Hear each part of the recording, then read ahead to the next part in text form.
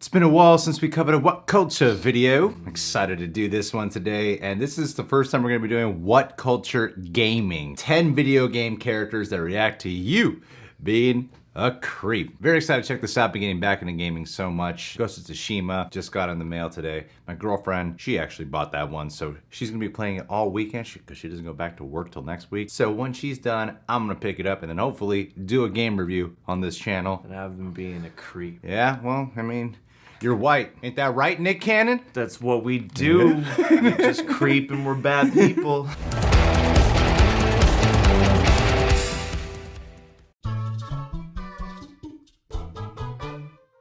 Back in the 80s and 90s, everything was so much more innocent. Yes, video game adverts took a really... You know which one does it? Is Meryl in Metal Gear Solid.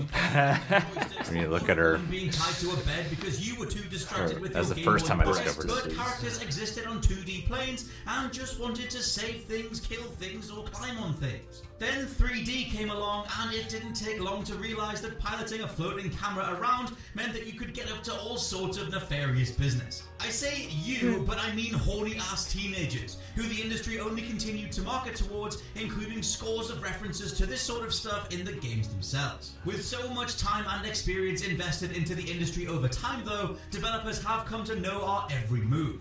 And if you try robbing a video game character of their dignity, they're gonna fight back. I'm Scott from WhatCulture.com, and these are 10 video game characters that react to you being a creep. Number 10, title. Please stop staring. Hey! Perfect. I thought we were going to do more recent games. I'll at least start with something that I remember from my childhood. No, it's not the section of the game where you need to identify Meryl from his signature ass wiggle. Yes, that actually happened, but something altogether more pedestrian. See, in Metal Gear Solid, you can hit you look at her rack.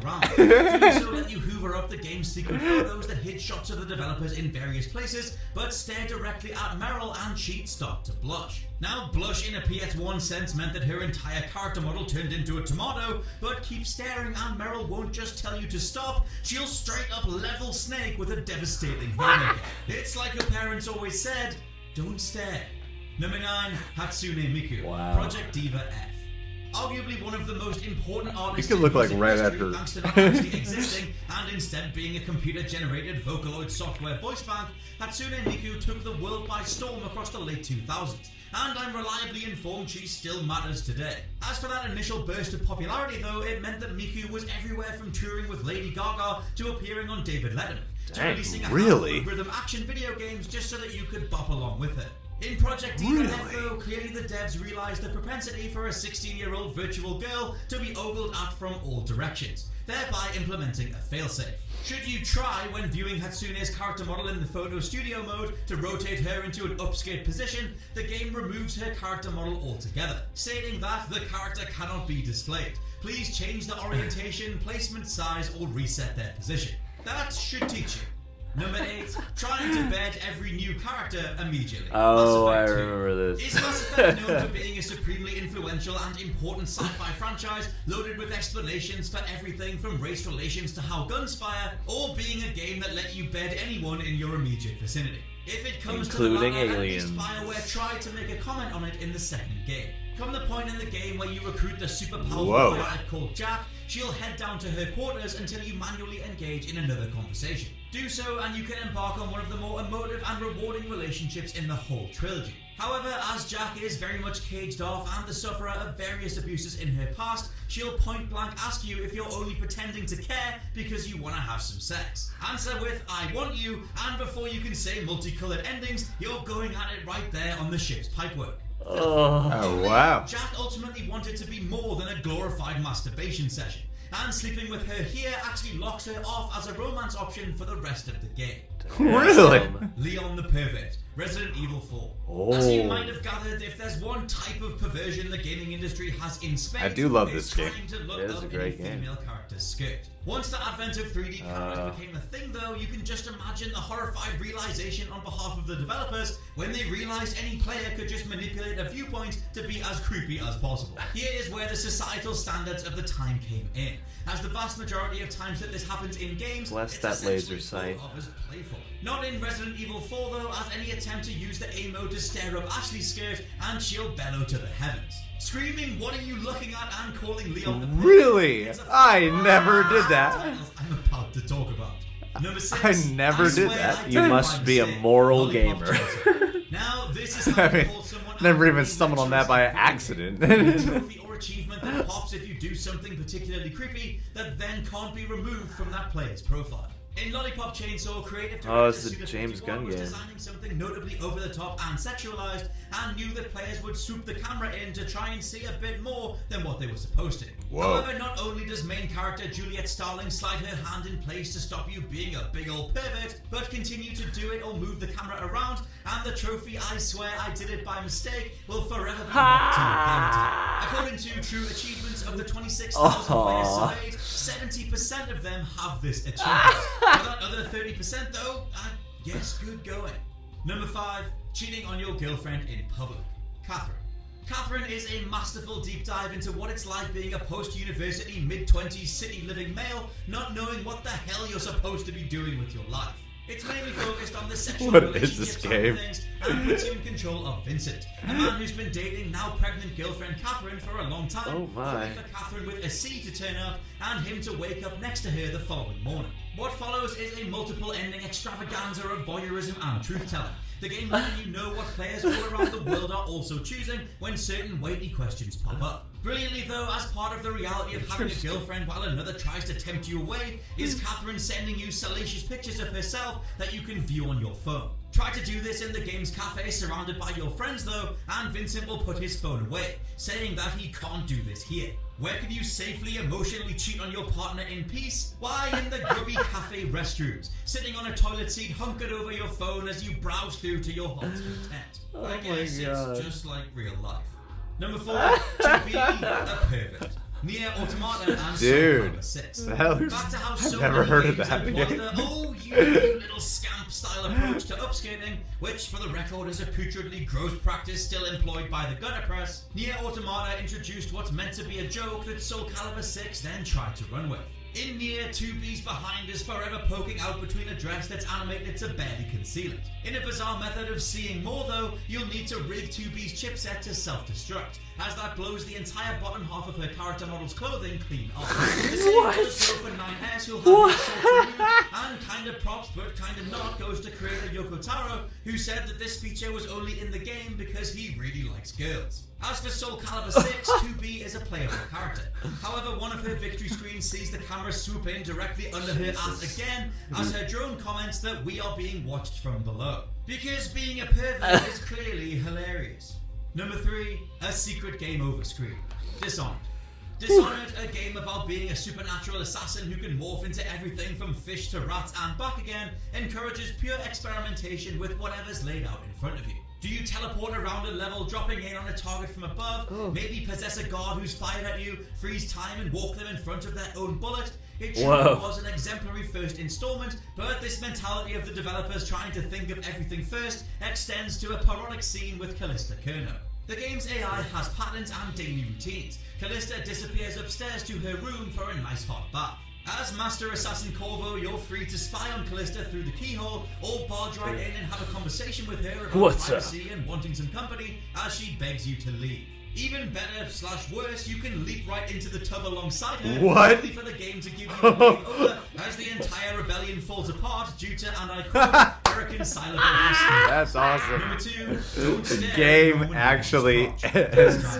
The newest example on this list, and proof that Hideo Kojima really isn't out of ideas when it comes to genitalia, Death Stranding features a mode where you essentially trap Norman Reedus' Sam Bridges into a room and play around with him using emotes, perspective, and other interactions. You can go to the toilet, have a shower, make him pose, but each animation is triggered based on where your camera is and what you're looking at. Case in point, decide to stare at Reedus' crotch and he'll immediately cover up. Do so multiple times and he'll continue to shield himself from you burning a hole through his nether regions, but keep doing this and Sam will get up, grab you by the neck and punch you square. No If way. this sort of thing was being used to advertise the game, God only knows what awaits us in the full release.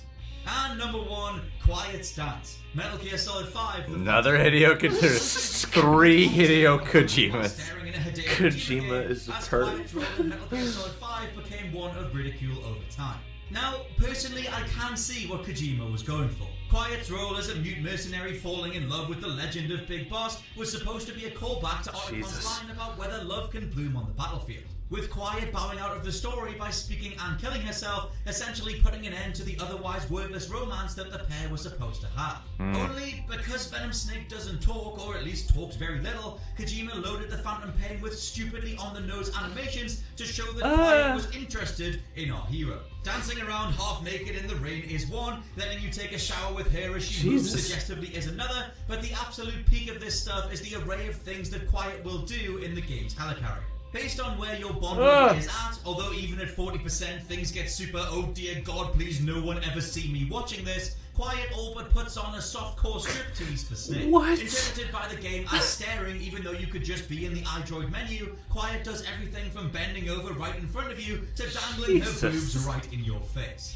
It's ultimately a big shit. Oh god. On paper, Quiet actually has a pretty neat arc and a touching resolution. She sacrifices herself for her partner, knowing that speaking any word will activate the parasites in her body, dooming her no matter what. Her final words are used to save Snake as she calls in a helicopter, only to leave a tape behind that explains her name before disappearing altogether. It could have all been done so much better, but instead we got a whole bunch of TNA. Damn it, Kojima, every time. And that is just a selection of times the video game characters totally knew that he was being a big old creep. Let me know down in the comments your own personal favourites, and don't forget to check out the What Culture Gaming podcast. For now, I'm Scott from whatculture.com, and I'll catch you soon. This video is not made for kids, and it's got a yellow dollar bill sign. Isn't that fascinating? Not made for kids or adult advertisers, apparently. So from what I learned about this is that Hideo Kojima is the creep. It seems like, especially because that arc goes from characters being like, stop looking at me, to being like, just look at everything. Yeah, exactly. Snake, come here, man. Hideo Kojima's always had a bit of a self-aware sense of humor when it comes to, even in Metal Gear Solid 1, there's like weird things you could unlock, and when you play like Psycho Mantis, it goes to like this black screen just says like Hideo on it, I believe. Yeah, and there are all those like weird little like goofy posters and like jokes you can find lying around. Yeah, there's always some bit of like self-aware humor he has, and even in that Death Stranding footage of like, there are gonna people who are gonna try to look at his crotch, so here's what I could do. The sexual parts are just one element to the self-awareness of a Hideo Kojima game. Now that being said, I'm not really defending what goes on in the final Metal Gear game that they pointed out here on this list. That seems a bit suspect. It's pretty excessive to like, a certain extent, you know. Because I mean, those games have always been stylized, and they've had characters impractical costuming to say the least. But that felt like the next level of like heightened strangeness for like she's in a full-on G-string stripper bikini out in the desert doing, you know, all manner of espionage. I've always known that the culture in Europe and Japan when it comes to sexuality is very different and nowhere near as like or taboo as it is in the States.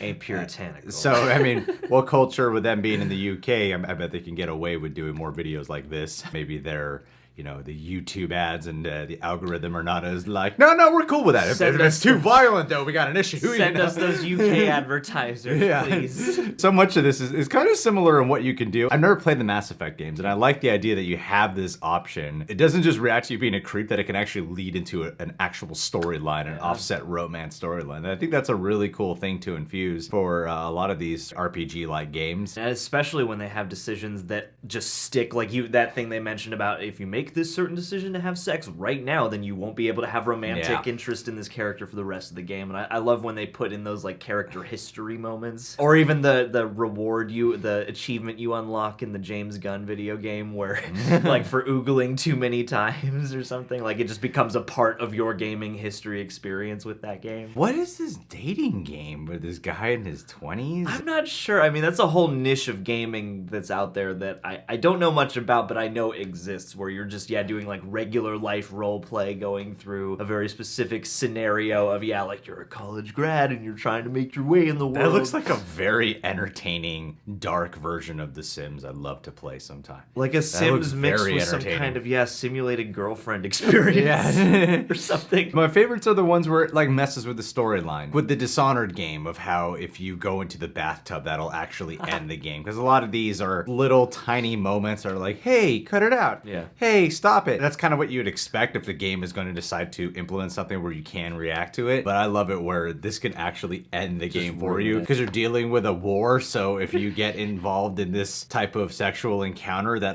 can mess up that has consequences, it can mess up the future of the storyline unfolding. And so I love that is an actual element to the game. That might be my favorite in terms of things they built in, because a lot of them are the same flavor of like, oh, the character's just going to be self-aware and like cover up or something, which, good on them for adding that in. But yeah, to just completely end the game for a bad decision that would make sense, tickles me. It's just funny how there's so many of these games. They have to work. It's like, I wonder what the conversation is with these game developers. We're going to animate this girl who's like very sexy, half naked, very revealing clothing the whole time. There's going to be a lot of guys out there who are going to try to get a good look, So we gotta acknowledge that and work with that, Well, and it's weird too when you're doing that and you're going like, okay, we already have this hyper-sexualized character that we've spent hours and days and months building, but how do we make it not quite luridly sexy? It's a fascinating thing because I think with all technology, especially now, you have to go, how are people going to use this for perverted reasons? Yeah. And how do we safeguard that? All right, guys. Well, what was your favorite one on this list? And what culture? Thanks for putting this video together. You guys are great at what you do. This was a really funny addition. I want to check out more of What Culture Gaming because this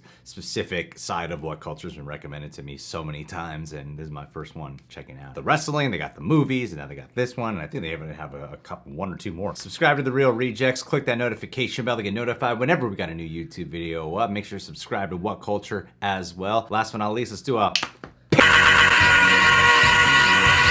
JT, a friend of ours who has been catching up on so much gaming during this time of quarantine. I'm sorry, JT, you're getting this shout out today. You know what the title of this video is, you know what the subject matter is. And now you're getting a shout out here. Now, I've gotten in trouble before for making fun of the patrons during their shout outs. 99% of the time it goes over well and the patrons will tell I'm just joking. 1% of the time, it's really backfired. So, with that in mind, let's see where we land today. If there's anyone at our Patreon page who's a total creep when it comes to video games, it's 100% JT. The naughtiest one of them all. Hot coffee patch all day long. He puts the naughty in Naughty Dog. I'll tell you that, man. He is such a weirdo, and he unlocks things, mods Leisure of games. Suit Larry, so more that like way you can, Leisure Suit JT. I'm just telling you, the guy is someone you can't trust, especially during this time. Hopefully you don't see this show.